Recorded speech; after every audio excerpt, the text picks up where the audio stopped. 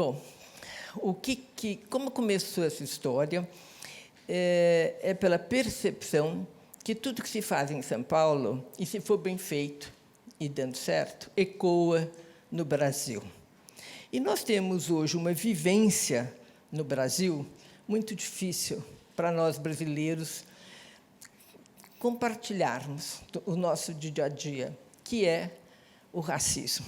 E não é qualquer racismo, é um racismo estrutural, que vem de centenas de anos, de posições cada vez mais equivocadas, inclusive a própria abolição, dando a liberdade aos escravos, de uma forma que parte não era alfabetizada, não se deu terra, foram jogados na rua, e foi feita uma lei de vadiagem, onde, então, vocês imaginam as consequências que foi a abolição, e, por isso, é estrutural. Nós temos, eu conto sempre um exemplo, que eu já estou até meio sem graça de contar, porque algumas pessoas que eu já conversei sobre o assunto conhecem o exemplo, mas é que é o exemplo mais claro do que é o estrutural para a pessoa entender. É um exemplo de uma moça negra num ponto de ônibus, bem arrumada. E tinha algumas pessoas, e tinha uma senhora do lado dela, também bem arrumada. E as duas conversaram. Tal. De repente, a senhora disse, querida, você faz faxina? E ela disse, não, eu faço mestrado. É isso que está dentro de cada brasileiro e que precisa ser extirpado. É disso que nós estamos tratando. E isso nós não vamos tratar um ano, nem 2, nem 3, nem 4, como o esforço que nós estamos fazendo, porque isso não vai ser só um evento de visibilidade com 10 mil metros quadrados, tal, no Dia da Consciência Negra. Não.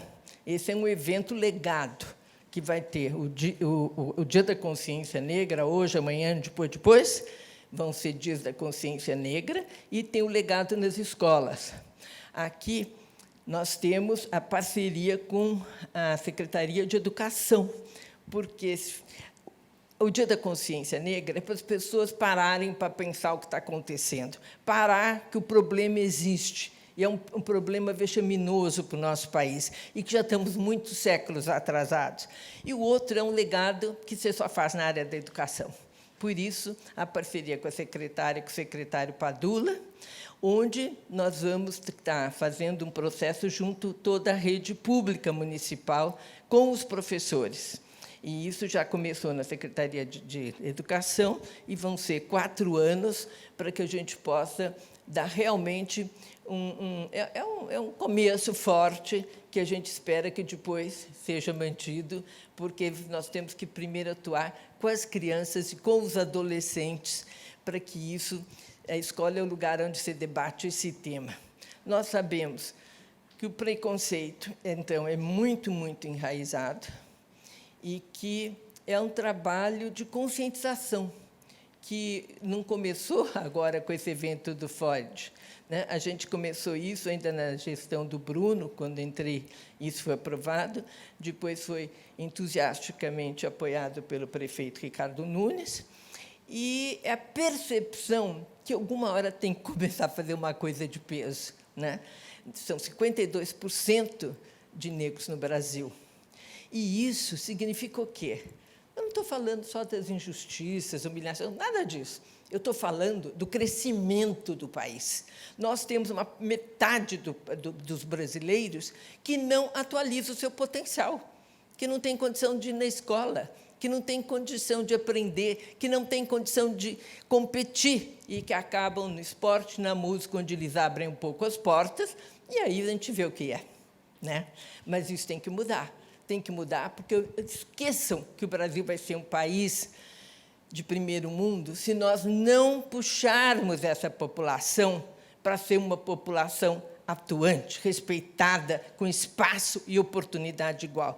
Daí o nosso grande empenho para que essa exposição agora dê esse start, dessa possibilidade. E daí o convite para vocês estarem aqui hoje, que vocês, muitos que estão aqui porque têm essa sensibilidade, e que vocês se entusiasmem com o projeto. O nosso evento Primeiramente, eu quero dizer que, como eu disse, eu sou professora, e eu não consigo ver o mundo se não for através da educação. Quando a secretária me convidou para fazer parte deste projeto, que é um dos eixos da secretaria, eu disse para ela, secretária, nós temos, para falar sobre o racismo estrutural, nós temos 3 eixos a seguir, que é educação, saúde e segurança. E aí a gente começou a pensar no projeto de educação em relação aos professores da rede. Porque eu, enquanto professora da rede, eu perguntava, por que você não fala, na sua disciplina, sobre os negros, sobre a África, sobre a importância dessa construção do nosso país? Eu não sei falar. E é obrigatório, né? Tem uma lei, que é a Lei 10.639, que ela obriga que os professores falem sobre isso. Porque o que eu estou falando aqui é a educação, ela foi também um dos pilares do racismo estrutural. Então, para a gente combater o racismo estrutural, é através da educação. E essa lei não é cumprida. E não é culpa dos professores. Realmente, essa formação nós não temos. Então, pensamos num curso de pós-graduação que atenda todos os professores da rede. Né? Direito dos professores ter acesso para poder falar sobre. Agora, falar sobre o racismo estrutural, combate ao racismo estrutural, como a secretária muito bem colocou, é falar sobre desenvolvimento econômico. Eu sempre coloco que o nosso país ele é capitalista, mas, antes de ele ser capitalista, ele é racista. Porque, se ele fosse realmente, primeiramente, capitalista, ele investiria nessa população, que a maior parte, são 56% da população. Então, é algo a se pensar. Uma coisa é o legado, e outra coisa é marcar São Paulo como farol de combate ao racismo estrutural. E a secretária falou, Adriana, vamos fazer um evento. Pensamos, e chegamos neste formato. E qual é o diferencial desse formato? Né? Nós, como esse vídeo já apresentou, nós vamos ter expositores, vamos ter debates, mas qual é o diferencial? Estamos falando de um evento internacional, estamos falando de um evento que tem como objetivo educar, sensibilizar e convidar para a transformação. Então, qual o elemento que a gente poderia trazer para este evento que alcançasse todas as pessoas, que comunicasse? Então, a gente trouxe o elemento do carnaval, que é uma linguagem que atinge todo mundo, que sensibiliza, porque é um assunto denso, é um assunto que não é fácil de tratar. E a ideia é essa, que todos estejam dentro deste evento, que sejam acolhidos e que façam uma viagem. A história vai ser contada de um outro olhar, a partir de um outro olhar, com a ideia de que a gente realmente mergulhe nessa história e saia dela transformada. São 10 mil metros no pavilhão do AMB, 10 mil metros quadrados, 3 dias de acontecimento, com muita interação tecnológica, inovação, acessível, disponível e diversa. Quando a gente fala da tecnologia, é também falando que desmistificar a questão, a gente vai trazer a história, a gente vai voltar um pouco no tempo, a gente vai falar sobre o continente africano. Desmistificar a ideia de que o continente africano é só pobreza, é só doença.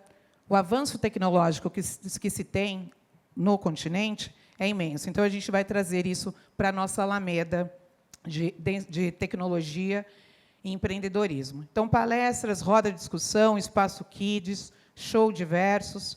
E é isso. Essa é o nosso evento, que são as possibilidades de parceria, compromisso autêntico com a causa, inspiracional para o público, porque a empresa que adere à causa, ela é uma inspiração. Ela é uma inspiração e ela está contribuindo realmente com essa mudança e com esse avanço da nossa sociedade. Experiências de marca inovadoras, acessível para todos, e aqui é o painel de patrocínio. São as cotas, tá bom? Muito obrigada. Vou passar agora a palavra para a secretária. Obrigada, Adriana. Acho que mostrou o tamanho, né, do que a gente está pretendendo, já está em execução. Temos visitado já as roupas, as confecções, eu ia dizer carros alegóricos, mas não é carro alegórico, são as personagens todas, né? E